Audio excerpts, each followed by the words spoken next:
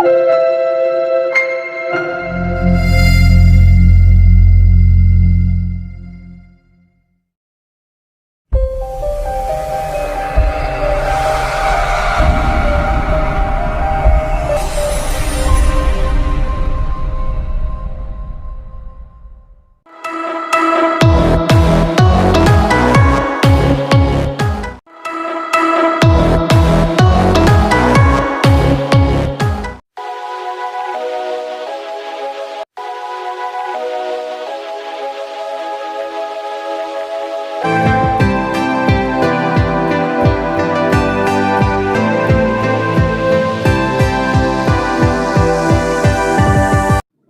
students, good morning. I welcome you all in the online study of Ashadeep International School. Here, standard 5th, and today we are going to learn a very interesting subject, English. And today we will continue our chapter number 7, Gulliver's Travels. Okay, so today we will learn session number 3. So in our session number 1 and 2, we already completed. Now in this particular session, we are continue with our textual exercises. Okay, so let's start. So here यहाँ पे कुछ comparison words दिए हैं, जैसे आप अपने previous standard में भी पढ़ के आए हो कि कंपैरिजन वर्ड्स क्या होते हैं, है ना. सो फर्स्ट यहाँ पे है as big as an elephant, कि यहाँ पे कंपैरिजन है कि बिग है बट कितना बिग है, एलिफेंट के जितना. Okay, so as big as an elephant. Second, as black as coal, कि कोल कितना ब्लैक होता है, उसके जितना ब्लैक है यहाँ पे. Okay, so as black as coal. Number 3, as blind as a bat, कि बैट के जितना blind. Number 4, as brave as lion, कि लायन के जितना ब्रेव यहाँ पे. So as brave as a lion.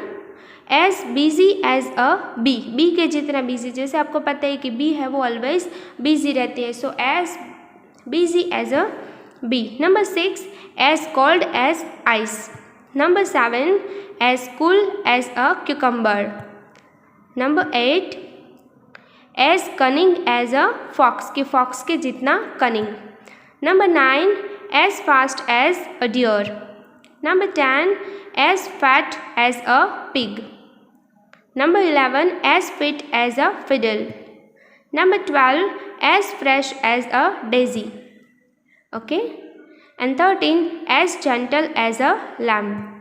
Now moving forward. Number 14, as good as gold. Number 15, as green as grass. Number 16, as hard as stone. 17, as heavy as lead. 18, as light as a feather. Number 19, as loud as thunder. 20, as proud as a peacock. 21, as quick as lightning. 22, as red as a rose. 23, as sweet as honey. 24, as swift as an arrow. 25, as warm as a toast. And 26, as white as snow. Understood. So ये जो 26 words है वो comparison words हैं, कि यहाँ पे एक का दूसरे के साथ ऐसे कंपैरिजन किया है कि उसका एग्जाम्पल दे के कंपेरिजन किया. ओके, सो इसमें से 26 में से कोई भी फिलिंग द ब्लैंक्स के थ्रू पूछ सकता है ना. वो जो कंप्लीट द फॉलोइंग सेंटेंसेस होता है तो उसके थ्रू भी पूछ सकता है. और ये जो वर्ड्स है कंपैरिजन वर्ड्स है वो पॉजिटिव डिग्री में ज़्यादा काम में आते हैं. Okay, so now moving forward. Here complete the following. So number 1, as dash as a feather. So the answer is light. जैसे हमने हमारे एग्जाम्पल में देखा था. So as light as feather. Number 2, as dash as a tortoise. So tortoise कैसा होता है, slow. Okay, so as slow as a tortoise. B, as dash as honey. So क्या आएगा, honey के जितना sweet. So as sweet as honey. Number D, as dash as snow. Snow कैसा होता है, white. So as white as snow. Number E, as dash as an ox. So क्या आएगा, strong. Ox के जितना strong. As strong as an ox. Number F, as dash as night. Night के जितना black. So as black as night. G, as dash as a rose. So red. as red as a rose. H number, as dash as a toast, toast के जितना warm, so as warm as a toast. And as dash as a breeze, तो gentle, breeze कैसा होता है, gentle, understood. So ये complete the following, ये filling the blanks के through भी आप complete कर सकते हो. Okay, so all you have to do is that you have to learn all the comparison words very carefully. Now moving forward, filling the blanks with the correct form of the verbs in the past tense. So हमें यहाँ पे नीचे जो filling the blanks दी है उसका past tense के form में हमें फिलअप करना है. ओके, सो जो भी ब्रैकेट्स में वर्ब्स दिए हैं उसका past form. Understood. So now moving forward, so example यहाँ पे है रीटा वॉज कुकिंग, और यहाँ पे ब्रैकेट में हमें वर्ब दिया है cook when her friend dash come to meet her. So यहाँ पे ब्रैकेट्स में हमें 2 वर्ड दिया, फर्स्ट है कुक एंड देन कम. सो यहाँ पे हम दोनों का पास्ट फॉर्म, सो यहाँ पे कंटिन्यूस टेंस है, past continuous, that is why was cooking, and come का सेकेंड फॉर्म है केम. अंडरस्टूड. सो ऐसे ही हमें दूसरी फिलिंग द ब्लैंक्स भी कंप्लीट करनी है. सो 1 नंबर पे है the children dash play in the garden dash begin to rain. Understood. तो सारी ब्लैंक्स है उसमें 2 ब्लैंक्स है, तो first you have to fill with the past continuous tense, and second जो ब्लैंक है उसमें वर्ब का सेकंड फॉर्म आएगा. अंडरस्टूड. सो सबसे पहले हम क्वेश्चंस रीड करते हैं, then moving forward to the answer. Number 2, I dash prepare for my exam when the dash go out with when it lights. Number 3, the boys dash shout when the teacher dash the class. 4 number, the guard dash sleep when the thieves dash break into the house. Understood? So now moving forward to the answer. सबसे पहले जैसे हमने example में देखा था कि first blank है उसको हम पास्ट कंटिन्यूअस से कंप्लीट करेंगे. जब पास्ट कंटिन्यूअस से हमें कोई भी फिलअप कंप्लीट करनी हो तो हम उसमें क्या करते हैं, वॉज और वेयर में से कोई एक चूज़ करके रखते हैं, एंड देन आफ्टर हम जो वर्ब दिया होता है ब्रैकेट्स में उसको आईएनजी लगाते हैं. So were playing. ओके, तो चिल्ड्रन है वो प्लूरल फॉर्म में है, सो वर्ब भी कौन से फॉर्म में आएगा, प्लूरल फॉर्म में. तो चिल्ड्रन वेर प्ले का क्या हो जाएगा, प्लेइंग. तो चिल्ड्रन वेर प्लेइंग. और बिगिन का सेकेंड फॉर्म है बिगन. अंडरस्टूड. सो ये आपको हमने ग्रामर के चैप्टर में भी हमने कंप्लीट किया है, और हम ये सीखे हैं वर्ब के जो अलग अलग फॉर्म्स आते हैं वो सब हमने कंप्लीट किए. सो आपको ऑब्वियसली याद होगा, है ना. सो बिगिन का सेकेंड फॉर्म क्या है, began. Understood. So the children were playing in the garden begin to rain. Now number 2. Okay, I was preparing. So यहाँ पे I है वो सिंगुलर फॉर्म में है, सो वर्ब भी कौन से फॉर्म में आएगा, सिंगुलर फॉर्म में. सो I was preparing for my exam when, और go का सेकेंड फॉर्म क्या होता है, went. ओके, गो का सेकेंड फॉर्म क्या है यहाँ पे, went. So I was preparing for my exam when the went out when it lights. Now number 3, the boys. यहाँ पे बॉयज़ है वो प्लूरल फॉर्म में है, सो ऑब्वियसली आंसर में हम वर्ब का यूज़ भी कैसे करेंगे, प्लूरल फॉर्म में. सो द बॉयज़ वैर, शाउट का क्या हो जाएगा, शाउटिंग. द बॉयज़ वैर shouting when the teacher, enter का सेकेंड फॉर्म है entered. Okay, so the boys were shouting when the teacher entered the class. Now number 4, the guard dash when the thieves dash into the house. So guard है वो singular form में है, so guard was sleeping when the thieves, break का second form है broke, into the house. Okay, understood. ये जो filling the blanks है वो बहुत ही ईजी है, इसमें हमें पास्ट टेंस के फॉर्म्स को रखना था, दैट इज़ वाई हमने वर्ब यहाँ पे हेल्पिंग वर्ब कौन सा यूज़ किया है, वॉज एंड वैर. और जब हम पास्ट कंटिन्यूअस फॉर्म में फिलअप्स करते हैं तो वर्ब जो होता है उसको आईएनजी फॉर्म हो जाता है, और जो सेकेंड ब्लैंक है वो हम वर्ब के सेकेंड फॉर्म में फिलअप करते हैं. Okay, understood. So now moving forward, filling the blanks with the correct form of adjective. So यहाँ पे कुछ फिलिंग द ब्लैंक्स हमें दी है जो उसमें हमें एडजेक्टिव का करेक्ट फॉर्म रखना है. ओके, सो एग्जाम्पल भी यहाँ पे दिए हैं. This is as long, this pencil is as long as that one. Okay, so ये पॉजिटिव डिग्री हो गई. Then grand father is more active then grand mother. So यहाँ पे एक्टिव, सो हमने ये चैप्टर भी हमारा ग्रामर का chapter number 12 comparison of adjective में हमने ये चैप्टर पूरा कंप्लीट कर लिया है ना. सो आपको ये भी पता होगा कि पॉजिटिव डिग्री को कैसे हम आइडेंटिफाई कर सकते हैं, कंपैरेटिव डिग्री को कैसे आइडेंटिफाई कर सकते हैं. एंड देन लास्ट में है Rahul is the thinnest boy in the class. So यहाँ पे इसके कुछ मैंने वर्ड्स आपको बताए थे ना, सिंपल वर्ड्स कि आप कैसे डिग्री आइडेंटिफाई कर सकते हो। सो फर्स्ट में ब्लैंक के आगे और पीछे दोनों साइड एज होगा, जैसे हमने कंपैरिजन देखा था ना। सो पॉजिटिव डिग्री में कंपैरिजन होगी कि वर्ड के मतलब ब्लैंक्स जो है उसके एडजेक्टिव के दोनों साइड एज आएगा। देन ब्लैंक्स के बाद द आएगा और मोर हम लगाएंगे या तो ER लगाएंगे, है ना। और जो सुपरलेटिव डिग्री है, सो सुपरलेटिव डिग्री में ब्लैंक्स या तो एडजेक्टिव के पहले द होता है। ओके, सो ये है वो आइडेंटिफिकेशंस वर्ड है कंपैरिजन ऑफ एडजेक्टिव के। सो ये हमने यहाँ पे कंप्लीट कर लिया कि this pencil is as long as that one, grandfather is more active then grandmother, and Rahul is the thinnest boy in the class. तो first is positive degree, second is comparative degree, and third one is superlative degree. Okay, so now moving forward to the questions. First, maths is dash then science. Number 2, Ahmedabad is the dash city. Number 3, Tarun is as dash as Varun. Number 4, gold is dash than silver. Number 5, Mr. Vyas is as dash as Mr. Modi. And number 6, Neha's kite is the dash. And number 7, Rohan is dash than his brother. Okay, so these are the questions. Now moving forward to the answer. So first में क्या आएगा,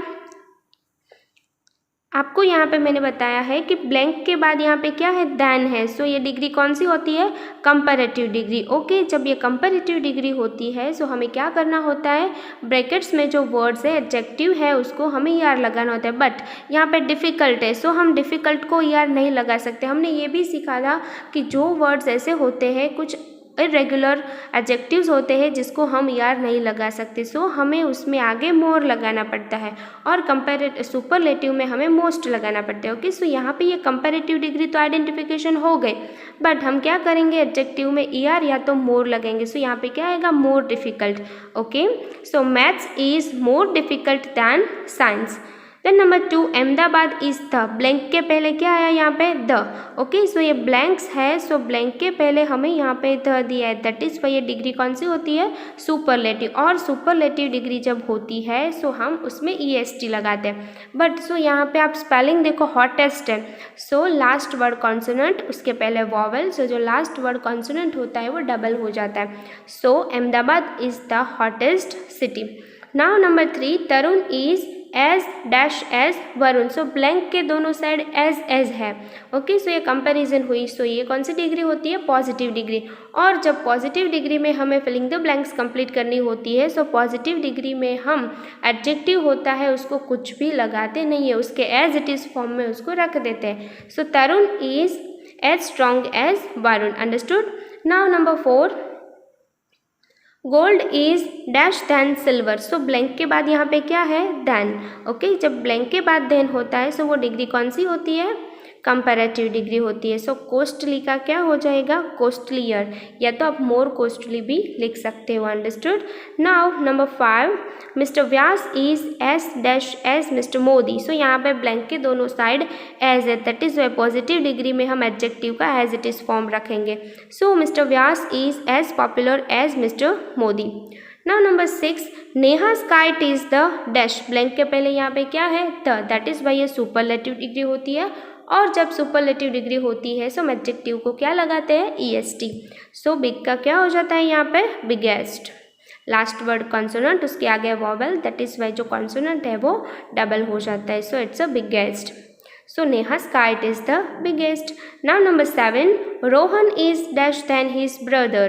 सो Rohan is, यहाँ पे blank के बाद क्या है, then, that is why ये कंपैरेटिव डिग्री होती है। सो ब्रेव का क्या हो जाता है यहाँ पे, ब्रेवर। ओके, सो ये जो कंपैरिजन ऑफ एडजेक्टिव के फॉर्म में हमें जो ये फिलिंग द ब्लैंक्स कंप्लीट करनी थी, ये भी बहुत ईजी है। So now moving forward, correct the use of the describing words in the following sentences. So यहाँ पे नीचे हमें कुछ सेंटेंसेस दिए हैं, सो उसमें हमें करेक्शंस करने हैं कि कोई डिग्री है वो रॉन्ग यूज़ हुई होगी, है ना। सो उसको हमें सिंपल में चेंज करना है और उसका करेक्ट सेंटेंस लिखना है। So number 1, this is the simpler problem of them all. So यहाँ पे तुरंत पता चल जाता है कि ये जो एडजेक्टिव है ना, मैंने यहाँ पे एडजेक्टिव को बोल्ड ही रखे। सो ये जो एडजेक्टिव है उसके आगे यहाँ पे द है, तो द होता है तो हम सुपरलेटिव डिग्री होती है। सो सुपरलेटिव डिग्री में कभी ER आ सकता है, यस और no? No, obviously no, because यहाँ पे सुपरलेटिव डिग्री जब होती है सो हम एडजेक्टिव को EST लगाते हैं। सो यहाँ पे ये रॉन्ग है। So the right sentence is this is the simplest problem of them all. Understood? So यहाँ पे सिंपलर में ER हम नहीं लगा सकते बिकॉज ये सुपरलेटिव डिग्री है। सो हम यहाँ पे EST लगा के ये सेंटेंस को ऐसे करेक्ट कर सकते हैं। Now number 2, which is the lightest of the two parcels. Okay, so यहाँ पे क्या आएगा? Which is the lighter of the two parcels. देखो यहाँ पे द है बट हम इसको क्या नहीं कर सकते, कंसिडर नहीं कर सकते बिकॉज यहाँ पे टू पार्सल की कंपैरिजन हो रही है। आप यहाँ पे सेंटेंस में देख सकते हो कि हमें क्लियरली मेंशन किया है कि ये टू पार्सल में से कौन सा पार्सल है वो लाइटर है। आप यहाँ पे एडजेक्टिव के आगे द देखोगे तो आप तुरंत इसमें लाइटेस्ट का लाइटेस्ट आप तो ऐसे सोचोगे कि ये EST है और आगे द है तो ये सेंटेंस तो राइट है, बट ये सेंटेंस राइट नहीं है बिकॉज यहाँ पे क्लियरली मेंशन किया है कि यहाँ पे टू पार्सल की कंपैरिजन हो रही है और कंपैरिजन जब होती है तो कंपैरेटिव डिग्री ही होती है। अंडरस्टूड? सो क्या आएगा यहाँ पे? ER। Understood? So which is the lighter of the two parcels. Number 3, he is cleverer then I am. So यहाँ पे क्या आएगा? ये सेंटेंस राइट ही है क्योंकि एडजेक्टिव के बाद यहाँ पे देन है और एडजेक्टिव को ER लगा है। So he is cleverer then I am. So ये सेंटेंस को करेक्ट करने की ज़रूरत नहीं है। Then number 4, I like this the best of the two. So यहाँ पे आपको कुछ यहाँ पे मिस्टेक दिख रही है। I like this the best of the two. So क्या आएगा? I like this the better of the two. यहाँ पे भी टू पर्सन की कंपैरिजन हो रही है कि इसमें से दोनों में से बेटर कौन है, बेस्ट नहीं होगा यहाँ पे। सो ये सेंटेंस में भी आप शायद में भी कंफ्यूज हो जाओगे कि यहाँ पे बेस्ट है और आगे द है, लेकिन ये सोचना नहीं है। आप सेंटेंस का मीनिंग पहले देखो कि सेंटेंस के मीनिंग में हमें क्या बताना चाहते हो। ओके, सो यहाँ पे भी टू पर्सन की कंपैरिजन हो रही है कि ये दो में से मुझे कौन सा वाला पसंद है ना। So I like this the better of the two. Now number 5, the flood become badder as the rain increased। So यहाँ पे क्या आएगा? The flood become worse. कि यहाँ पे बैडर हम नहीं बोल सकते, गुड बैटर बेस्ट, और ऐसे होता है ना बैड वर्स और वर्स्ट होता है ना। सो यहाँ पे बैडर हम नहीं लिख सकते बट बैडर की जगह पे हम क्या लिखेंगे? वर्स लिखेंगे। Understood? So now moving forward, punctuate the following sentences. So यहाँ पे जहाँ पे भी ज़रूरत है सेंटेंसेस में कहीं पे कॉमा नहीं होगा, कहीं पे फुल स्टॉप नहीं होगा, कहीं पे इन्वर्टेड कोमा नहीं होगा। सो और capital letters, most important thing कि सेंटेंस में first letter should be in capital. So ये सारी चीज़ें यहाँ पे सेंटेंसेस में मिसिंग होगी। So we have to complete it. So number 1, next Wednesday my sister Meeta is going to join the State Bank of India. So यहाँ पे कहीं पे भी कुछ भी पंक्चुएशन मार्क है ही नहीं। सो यहाँ पे हम कहाँ पे पंक्चुएशन मार्क लगा सकते हैं? सबसे पहले सेंटेंस की शुरुआत कहाँ से होनी चाहिए? कैपिटल लेटर से। सो नेक्स्ट वेडनेसडे, और जब प्रॉपर नाउन होता है वो सारे proper noun always capital letter से शुरू होते। सो वेडनेसडे यहाँ पे कैपिटल होना चाहिए। ओके, कैपिटल लेटर से स्टार्ट होना चाहिए। सो नेक्स्ट वेडनेसडे, उसके बाद क्या आएगा? कॉमा, क्योंकि यहाँ पे डे की बात हो रही है। Next Wednesday my sister Meeta is going to the State Bank of India. So यहाँ पे स्टेट बैंक ऑफ इंडिया वो भी कौन सा नाउन है? प्रॉपर नाउन है, और proper noun should be start with the capital letter. Understood? So ये प्रॉपरली बैंक का नेम है एक, दैट इज़ वाई। यहाँ पे मीता भी क्या है? गर्ल का प्रॉपर नेम है, that is why Meeta also proper noun. So ये सेंटेंस और लास्ट में full stop it should be a compulsory. So next Wednesday my sister Meeta is going to join the State Bank of India. Number 2, the dog wags its tail when it's pleased but a cat wag its tail when it's angry. कि dog यहाँ पे सबसे पहले तो कहाँ का आएगा? The dog. सो यहाँ पे फर्स्टली द कैपिटल आएगा, द का टी कैपिटल आएगा, देन उसके बाद इट्स है ना, वहाँ पे कुछ एपोस्ट्रोफी नहीं लगाया है ना, इट्स ऐसे ही दे दिया। सो ये क्या प्रॉपर लग रहा है आपको? नहीं ना, क्योंकि इट्स है सो ये एपोस्ट्रोफी इट शुड भी आना चाहिए यहाँ पे प्लीज्ड। उसके बाद यहाँ पे वन सेंटेंस कंप्लीट होता है, दैट इज़ वाई हम यहाँ पे कॉमा रखेंगे। But a cat waves its tail when it's angry, so यहाँ पे भी इट्स में एपोस्ट्रोफी एस नहीं है। अंडरस्टूड? सो ये एक सिंपल है जो आपको आना ही चाहिए, क्योंकि अभी तो आप 5th स्टैंडर्ड में हो। सो ये पंक्चुएशन मार्क कहाँ कहाँ आते हैं, सो ये all you have to do it very carefully. Number 3, when I went fishing I caught an old shoe, a plastic bag and a bad cold. So क्या आएगा यहाँ पे? W कैपिटल आएगा, क्योंकि सेंटेंस का starting always capital. So when I went fishing, okay, so यहाँ पे full stop आएगा कि जब मैं फिशिंग करने जाता हूँ। I caught an old shoe, मैंने क्या पकड़ा वहाँ पे? एक old shoe, then comma, a plastic bag and a bad cold. Understood? So यहाँ पे एक्सक्लेमेशन मार्क्स है। Now number 4, she fed the baby, wash the dishes, put the lights off and went to sleep. So यहाँ पे she का S capital, then comma आएगा, she fed the baby, wash the dishes, again comma, put the lights off and went to sleep. बहुत easy है। Number 5, wasn't Tim born on the 26th of January 1989। So wasn't का wasn't में 2 changes आएंगे कि wasn't में क्या होगा कि वॉजेंट का W capital and then apostrophe S, क्योंकि वॉज नॉट का शॉर्ट फॉर्म है wasn't.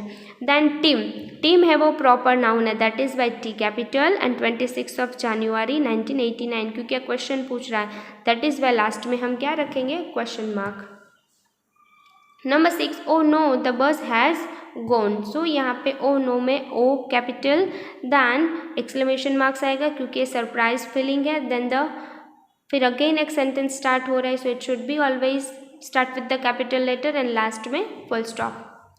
Now punctuate the following sentences using capital letters, full stop, commas, question marks, apostrophe and exclamation marks whenever necessary. So यहाँ पे हमें क्या दिया है? एक पूरा